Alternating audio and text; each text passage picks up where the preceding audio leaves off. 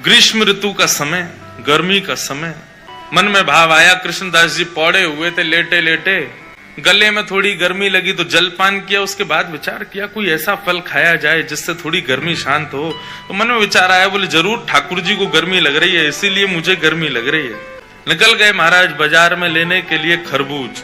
जैसे ही पहुंचे तो महीने का पहला फल आया था। लेने के लिए जैसे ही पहुंचे दुकानदार से जाके बोला भैया कितने का लगाया, भाव मोल करो। दुकानदार ने जो भी भाव था उसका 1 रुपया 2 रुपया बताया। बोले इतने का है, लो। यहाँ कृष्णदास जी खरीदने लगे, इतने में ही राजा के सैनिक आ गए। सैनिकों ने आकर कहा, बोले नहीं, महीने का पहला फल है, पहले राजा की सेवा में जाएगा, बाद में किसी मंदिर मठ में जाएगा।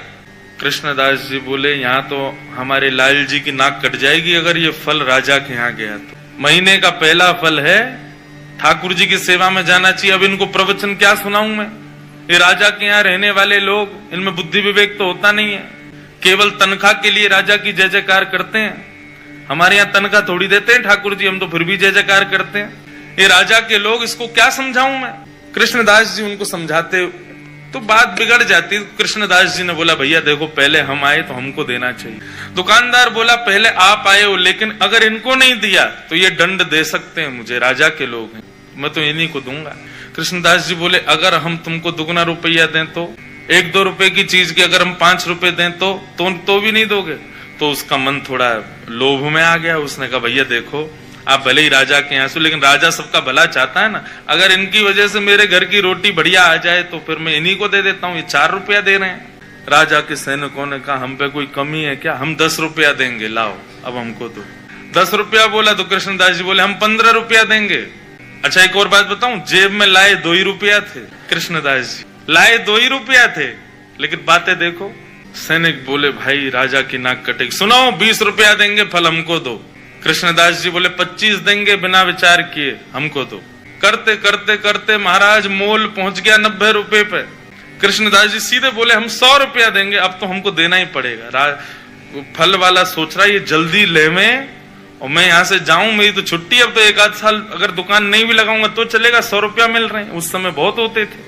जब 100 रुपए पर अंक पहुंच गया कृष्णदास जी का, सैनिकों ने बोला कि भाई देखो हम भले ही मोल भाव तो लगा रहे हैं, अपने राजा की नाक बचाने के लिए रुपया बढ़ाते तो चले गए, लेकिन अगर राजा ने पूछा कि फल कितने का आया और हमने कहा 100 रुपए का, तो राजा तलवार निकाल के सर धर से अलग कर देगा। बोले राज संपत्ति को तुम कुछ सोच ही नहीं रहे हो कि 100 रुपए का फल लाए हो। अंत में राजा के सैनिकों ने हाथ खड़े किए, बोले इन्हीं को दे दो, हमको नहीं चाहिए। दुकानदार बोला लाओ 100 रुपया। कृष्णदास जी बोले देख भाई तू मोल निकाल के, तू ये फल निकाल के रख दे, बस हम लेके आ रहे हैं, चाहे कैसे भी लाएं लेके आएंगे, लेकिन इसको रख दे। तुरंत गए, ना जाने क्या क्या वस्तुएं सब लगा करके बेच करके 100 रुपए का फल लेकर के गए। कृष्णदास जी दोपहर में फल ले आए, रसोई घर में लाके फल रख दिया। रसोईया जी को बता दिया जाके, बोले हमने जो है वहां रसोई घर में फल रखा है, अभी उत्थापन में ठाकुर जी को खरबूज का ही भोग लगाना। कृष्णदास जी बड़े प्रसन्न थे कि भैया महीने का पहला फल ठाकुर जी की सेवा में आएगा, ठाकुर जी पाएंगे, आनंदित हो जाएंगे। रसोईया स्नान ध्यान करके जैसे ही रसोई घर में गए, पूरी रसोई खोज ली, लेकिन महाराज फल नहीं मिला, कोई ले गया उसको वहां से। बाहर आके कृष्णदास जी से कहा, बोले कि कृष्णदास जी अंदर तो फल है ही नहीं। बोले अरे मैंने वहीं रखा है। बोले मैंने देख लिया, कहीं भी नहीं है, सब जगह खोज लिया महाराज, फल तो कहीं चला गया, उसको कोई और ले गया। कृष्णदास जी बड़े व्याकुल हो गए। बोले एक तो मैं अपने लाला की नाक बचावे के काजे राजा के सिपाहियन से लड़ झगड़ के लायो, 2 रुपया के फल को 100 रुपया को लेके आयो, कितनी वस्तु बेच के आ गए हो। इस बात का दुख नहीं कि इतना महंगा लाया, इस बात का दुख नहीं कि इतना लड़के लाया, इस बात का दुख कि ठाकुर जी उसको पा ना पाए, कोई और ले गया। बड़े दुखित बैठे थे मंदिर के अंदर।